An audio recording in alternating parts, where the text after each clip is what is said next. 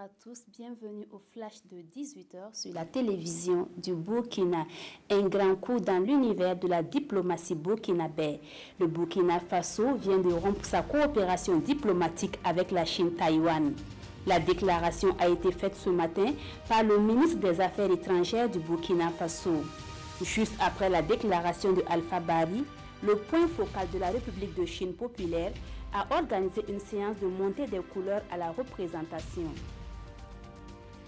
Décédé le mardi dernier dans une opération d'interpellation de présumés terroristes à Rayongo, le maréchal des logis chef François de Salwe-Draogo a été conduit à sa dernière demeure ce jeudi au cimetière municipal de Gounguin. Et c'était en présence de parents, amis, collègues et autorités administratives et politiques. François de Salwe-Draogo a été décoré à titre posthume de la médaille militaire. L'Assemblée nationale a ratifié ce 24 mai un accord de prêt entre le Burkina Faso et la Banque africaine de développement. D'un montant de plus de 6 milliards 400 millions de francs CFA, il servira au financement du projet d'appui au développement de l'Anacard dans le bassin de la Comoé.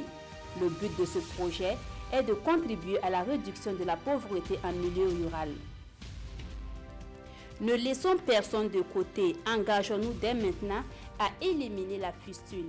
C'est le message fort de cette journée internationale de lutte contre les fistules obstétricales qui se tient chaque 23 mai. Et cette année, c'est Fadangourma qui a abrité la commémoration. Les participants ont eu droit à une projection de film et une visite d'un centre de traitement de la fistule. À l'étranger, la normalisation des relations entre Paris et Kigali est en marche près d'un quart de siècle après le génocide rwandais. Mais elle prendra sans doute du temps.